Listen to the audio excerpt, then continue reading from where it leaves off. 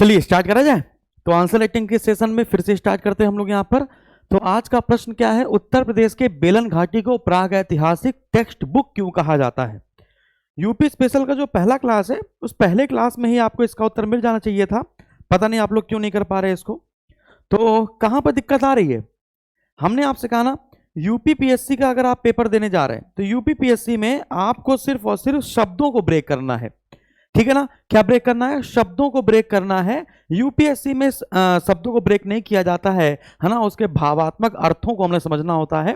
यहां पर आप साफ साफ इसके शब्दों को ब्रेक कर सकते हैं। जैसे पहला शब्द है बेलन घाटी, ठीक है, जो पहला शब्द है वो है बेलन घाटी। दूसरा शब्द आपका क्या है, प्राग ऐतिहासिक। दूसरा शब्द क्या है, प्राग ऐतिहासिक टेक्स्ट बुक, ठीक है।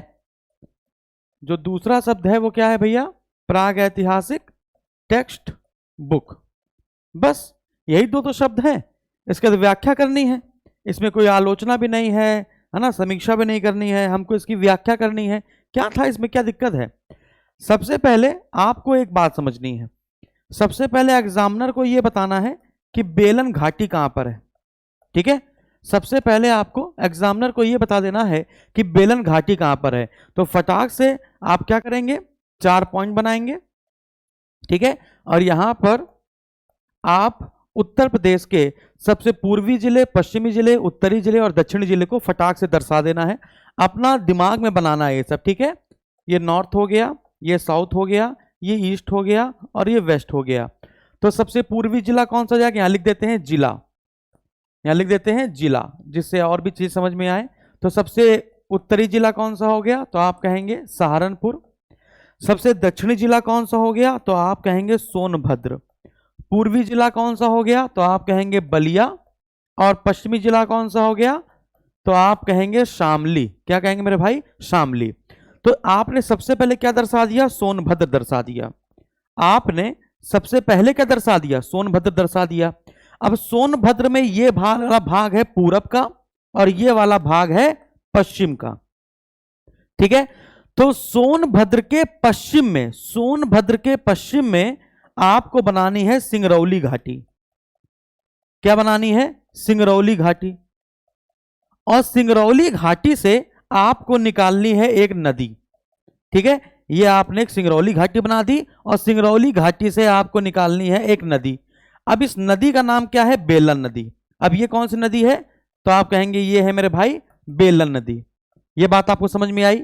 फिर इसके बाद इसका विस्तार देखेंगे, यहां पर इसका विस्तार, तो बेलन नदी का जो विस्तार होगा वो मिर्जापुर और सदर्न एरिया में होगा, दक्षिणी क्षेत्र में मिर्जापुर और प्रयागराज, मिर्जापुर और प्रयागराज। ये बात समझ में आई। और प्रयागराज में ये जाके टोंस नदी में मिल जाएगी। प्रयागराज में क्या करेगी, ये टोंस नदी में जाकर ये मिल जाएगी। ये बात आपको समझ में आई। ये रूपरेखा आपके दिमाग में होनी चाहिए, है ना। जो मैं रूपरेखा आपको बता रहा हूं ये रूपरेखा आपके दिमाग में होनी चाहिए। क्या कि बेलन नदी घाटी या बेलन घाटी वाला क्षेत्र कौन सा होगा, तो बेलन नदी सोनभद्र के पश्चिमी क्षेत्र के सिंगरौली घाटी से निकलती है और ये टोंस की ये उपनदी है। ये जो बेलन नदी है ये टोंस की उपनदी है जो प्रयागराज में जाकर टोंस से मिल जाएगी। और बेलन नदी घाटी वाला क्षेत्र कौन सा होगा, मिर्जापुर और प्रयागराज का दक्षिणी भाग, है ना। तो यानी कि ये क्या होगा, मिर्जापुर और प्रयागराज का दक्षिणी भाग। बात समझ में आई। तो बेलन घाटी क्या है आपको ये समझ में आ गया, जल्दी बताओ फटाक से। बेलन घाटी वाला क्षेत्र आपको समझ में आ गया। तो सबसे पहले आपने एग्जामिनर को समझाया कि ये समझ लो मेरे भाई कि बेलन घाटी क्या है। बात क्लियर हो गई, यहां तक हमको सारी बात समझ में आई। अब इसके बाद प्राग ऐतिहासिक टेक्स्ट बुक क्या है भाई। अब यहां पे दूसरा शब्द है प्राग ऐतिहासिक टेक्स्ट बुक। जहां पर आपको समझ में ना आए वहां पर हमको बता दीजिएगा, ठीक है। प्राग ऐतिहासिक टेक्स्ट बुक।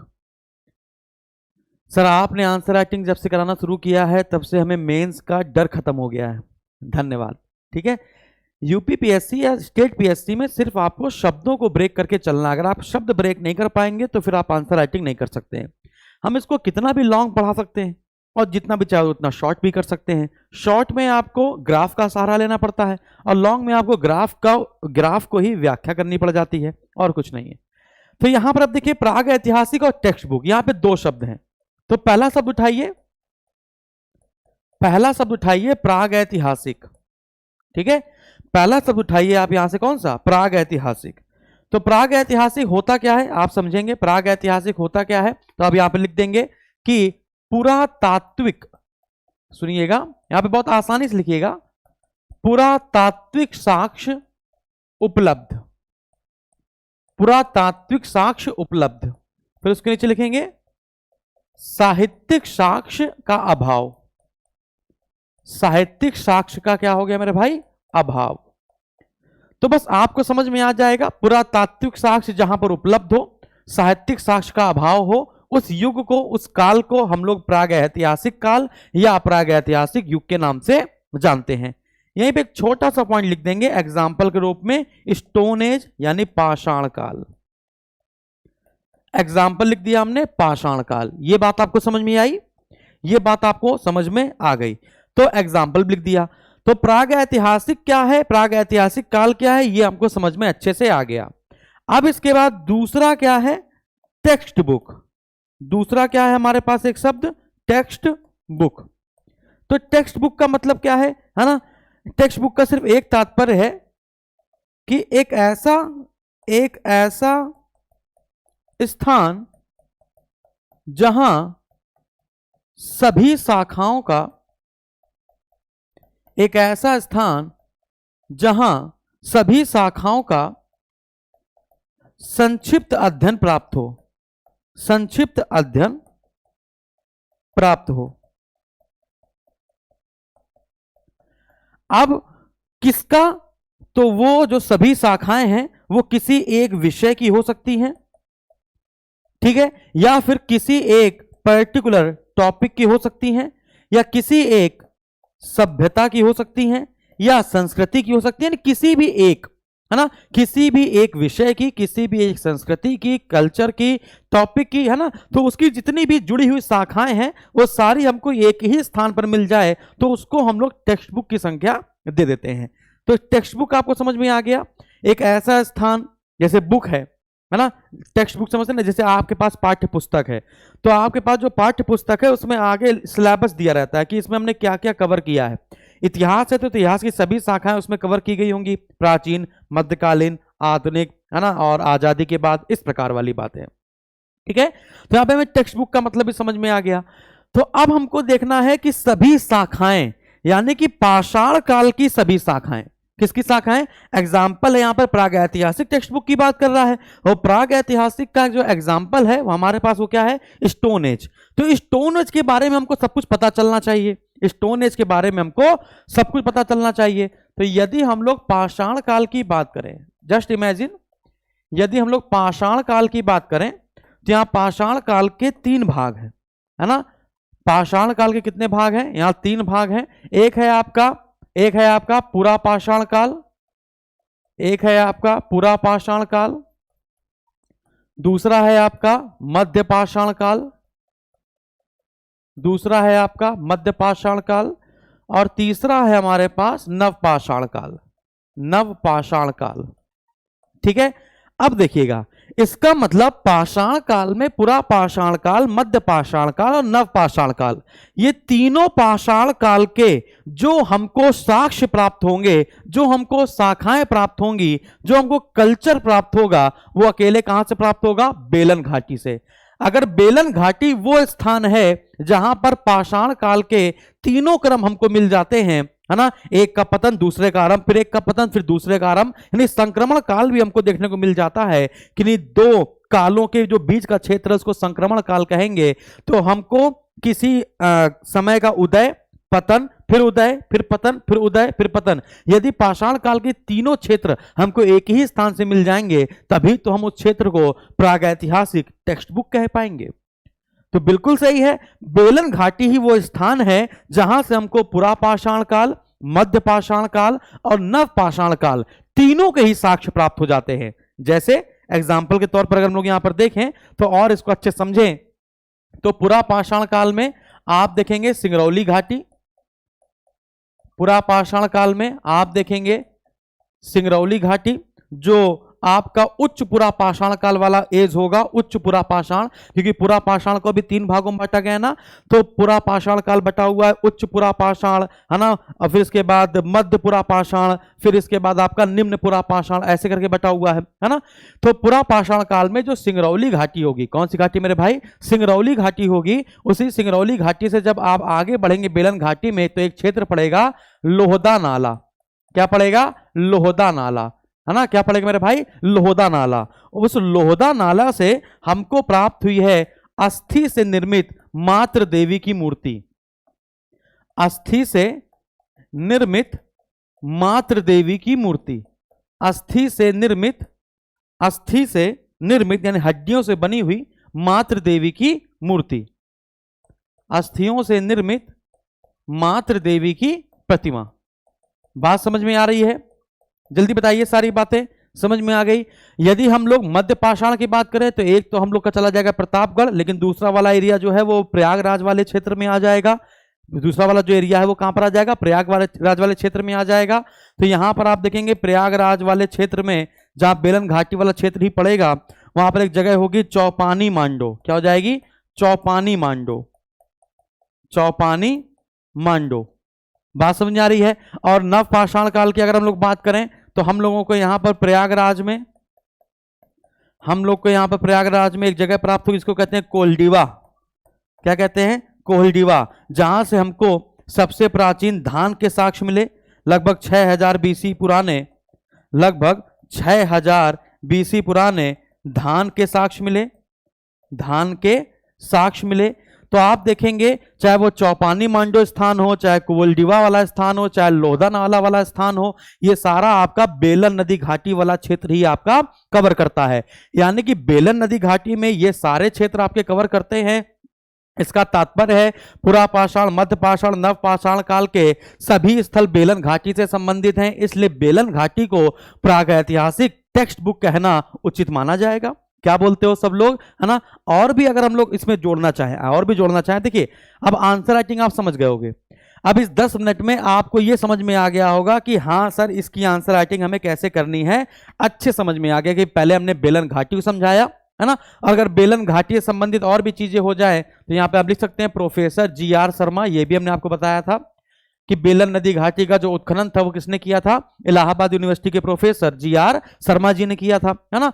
तो ये बेलन घाटी क्या है, प्रागैतिहासिक क्या है, टेक्स्ट बुक क्या है, फिर बेलन घाटी का क्षेत्र कौन सा है, फिर बेलन घाटी में कौन कौन से स्थल आएंगे। तो लगभग मान के चलिए बेलन घाटी से हमको 44 स्थल प्राप्त हुए हैं। बेलन घाटी से हमको लगभग 44 स्थल प्राप्त हुए हैं। आज की श्रेणी में लगभग 44 स्थल प्राप्त हुए हैं, है ना। और ये जो 44 स्थल है वो हमको, है ना, कई संस्कृतियों का, ये जो 44 स्थल हमको प्राप्त हुए हैं वो कई संस्कृतियों का एक स्थल है, कई संस्कृतियों का एक स्थल है, या फिर, है ना, कई संस्कृतियों की प्रमुख विशेषताओं का स्थल है, प्रमुख विशेषताओं का स्थल है, विशेषताओं का स्थल है। या कह सकते हैं एक संस्कृति से दूसरी संस्कृति, एक संस्कृति से दूसरी संस्कृति का उदय कैसा हुआ, दूसरी संस्कृति का उदय कैसे हुआ, इसका जो संक्रमण काल है, इसका जो संक्रमण काल है ना, इसको जानने का स्थल है, इसको जानने का प्रमुख स्थल है बेलन घाटी, इसको जानने का प्रमुख स्थल है बेलन घाटी। और ये जो 44 स्थल हमको प्राप्त हुए, यहां से मानव के अस्थि पंजर भी हमको प्राप्त हुए। जैसे शुरुआत में जो मनुष्य था, अब संक्रमण काल की बात करने का मतलब क्या है, संक्रमण काल का मतलब है पहले मनुष्य अन्न संग्राहक था, पहले वो क्या था, अन्न संग्राहक था, अन्न संग्राहक से अन्न उत्पादक बन गया। बात समझ आ रही है, अन्न संग्राहक से अन्न उत्पादक बन गया। यानी कि आप देखेंगे पूरा पाषाण काल में पहले जो मनुष्य था वो, है ना, क्या करता था, शिकार करता था और जो अन्न था उसको इकट्ठा करता था और धीमे धीमे उसको खाया करता था। लेकिन धीमे धीमे आप नव पाषाण काल में गए और आपने कोल्डिवा में देखा कि उसने धान की खेती करना शुरू किया। कोल्डिवा से आपको पता चला, यानी कि अन्न संग्राहक से वो कैसे अन्न उत्पादक में बदला। यही तो आपका संक्रमण क्षेत्र का काल है। इस बात की जानकारी भी हमको कहां से मिलती है ना, तो आप कहेंगे बेलन घाटी से मिलती है। तो यह कहना बिल्कुल उचित होगा, यह कहना बिल्कुल उचित होगा कि बेलन घाटी को प्राग ऐतिहासिक का टेक्स्ट बुक कहा जा सकता है उत्तर प्रदेश का। बताइए, सारी बातें समझ में आई? तो ये 15 मिनट में हम लोगों ने एक क्वेश्चन की फिजा बनाई कि कैसे करना है, ठीक है ना, कैसे करना है। बताइए, कितने में कोई दिक्कत नहीं? सर अब कर लेंगे, ओके सर कर लेंगे। ये तो बहुत आसान था, लग बहुत अजीब सा रहा था कि प्राग ऐतिहासिक टेक्स्ट बुक समझ में नहीं आ रहा था सर। प्राग ऐतिहासिक तो आपने बताया था, ठीक है, लेकिन अब इसको समझ में आ गया कि उत्तर प्रदेश के बेलन घाटी को प्राग ऐतिहासिक टेक्स्ट बुक की क्यों कहा जाता है, इसकी व्याख्या करिए। तो सबसे पहले आपको बेलन घाटी दर्शाना है, फिर बेलन घाटी के स्थल दर्शाने हैं, बेलन नदी क्या है, बेलन नदी से बेलन घाटी का क्षेत्र क्या होगा यह आपको दर्शाना है, इसका विस्तार कहां से होगा ये दर्शाना है, फिर प्राग ऐतिहासिक क्या है, एग्जाम्पल क्या है, टेक्स्ट बुक का मतलब क्या होता है, फिर इसके बाद यहां पर ये चीजें आपको बता देनी, स्थल बता देनी है, फिर लास्ट में कुछ इस प्रकार से आपको बता देना है ना, कि प्राग ऐतिहासिक टेक्स्ट बुक क्या होगा। मजा आई? चलिए ठीक है। तो हमने आपको बताया कि पेपर 5 और पेपर 5 और जो पेपर 6 हैं, टोटल क्वेश्चन आपको कराएंगे हम, है ना। टोटल क्वेश्चन जो होंगे उनकी संख्या होगी 100 क्वेश्चन हम आपको कराएंगे पेपर 5 और पेपर 6 का, यूपी का। और इस 100 क्वेश्चन के इर्द गिर्द ही सारा मेंस का पेपर आपका निकल जाएगा, ठीक है ना। इतना मान के चलिए, ठीक है। तो थैंक यू वेरी मच। चलो फिर अगले प्रश्न पर हम लोग चर्चा करेंगे, ठीक है। धन्यवाद।